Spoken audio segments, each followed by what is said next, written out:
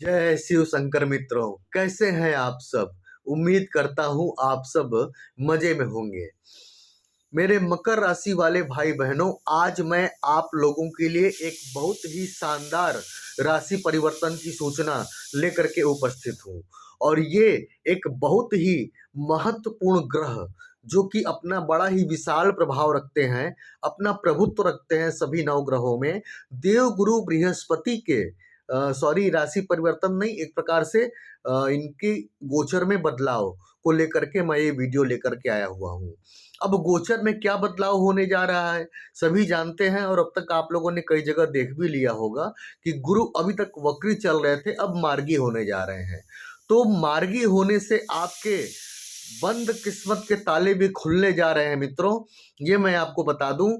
और आपको क्या क्या लाभ होने जा रहा है, इस वीडियो को आप जरूर देखिएगा। इस वीडियो में मैं आपको दो कंडीशन बताऊंगा। अगर ये दो कंडीशन आपके कुंडली में नहीं होगी तो ये फलादेश आपके ऊपर पूरा मैच बैठेगा। ठीक है, तो वीडियो शुरू करते हैं। वीडियो शुरू करने से पहले एक आवश्यक सूचना कि यदि आप मेरे माध्यम से अपनी समस्याओं का समाधान चाहते हैं, अपनी कुंडली दिखवाना चाहते हैं, तो आप मेरे व्हाट्सएप नंबर पर मैसेज करें।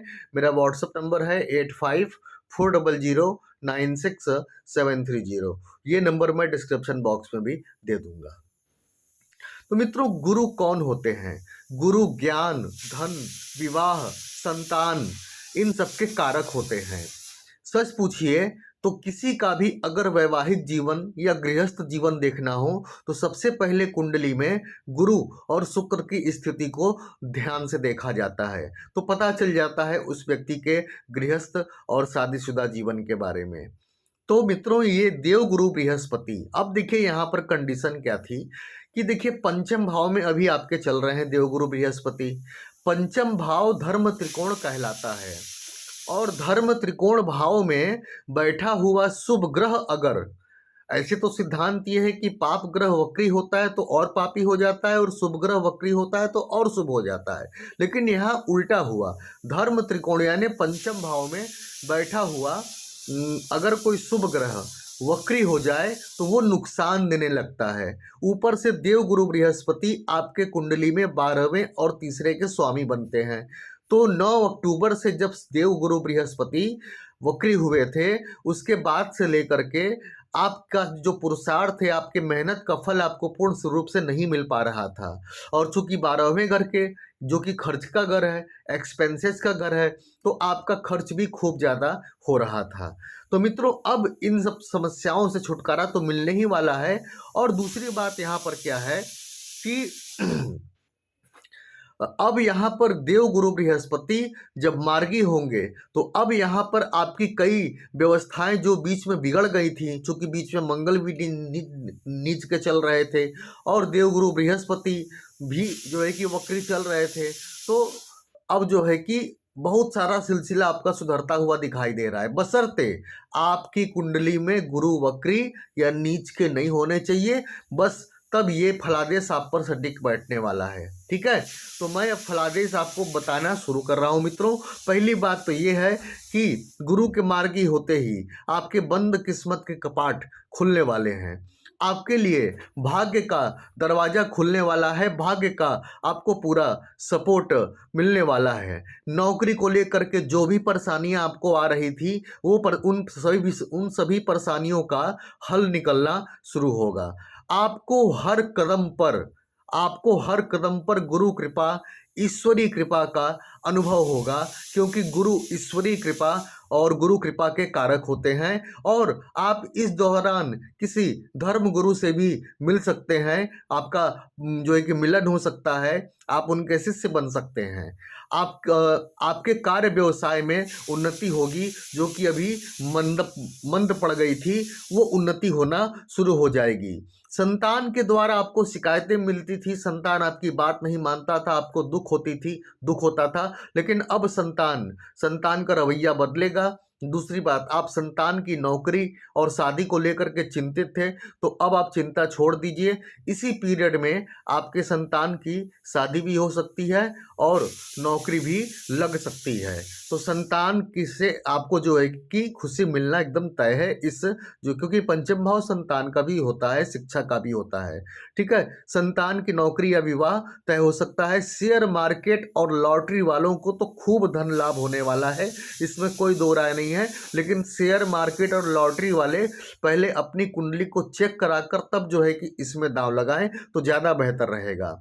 आकस्मिक धन लाभ आपको होगा, मतलब अचानक से कहीं से फ्लो में आपको धन प्राप्त हो गया, तो इससे क्या होगा कि जो आपने ऋण लिया हुआ है, लोन लिया हुआ है, उसे चुकाने में आपको आसानी होगी। ठीक है, दूसरी बात, गुरु की दृष्टि आपके आय भाव पर है, तो गुरु की दृष्टि में तो अमृत होता है, तो गुरु की दृष्टि आपके आय भाव पर है, तो आपकी इनकम बढ़ेगी, आपकी इनकम अब बढ़ना शुरू होगी। विद्यार्थियों के लिए विदेश में उच्च शिक्षा के लिए जाने के संयोग यहाँ पर बन रहे हैं। ये तो बहुत विद्यार्थियों के लिए ये जो है कि गुरु का मार्गी होना बहुत शानदार साबित होने वाला है।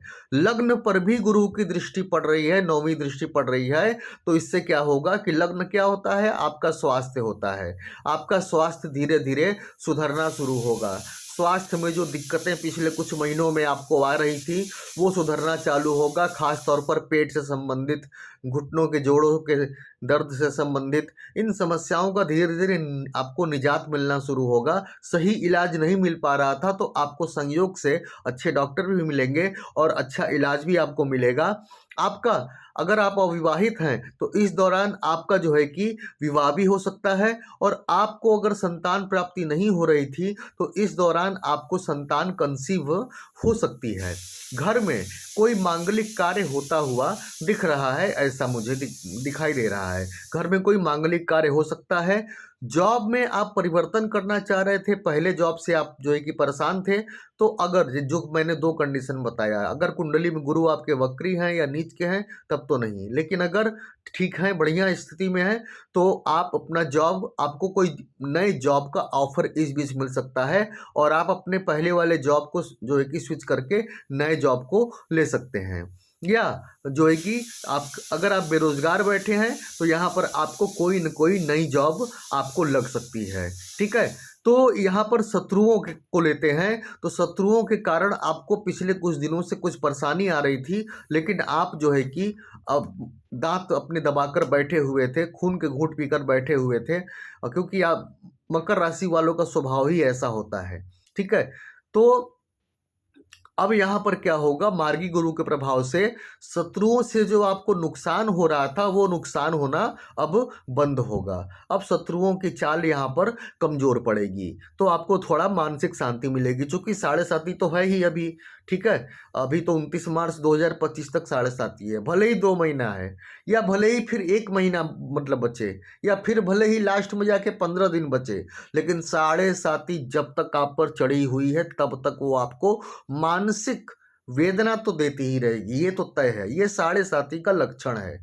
यहाँ दिमागी फितूर यानी कि दिमाग में जो है कि विचारों की आंधी चलना, निगेटिव विचार आना, ये 7.5 का कॉमन लक्षण है। तो अभी इंतजार करें, 7.5 खत्म होने दें, फिर उसके बाद रिजल्ट अच्छे आएंगे।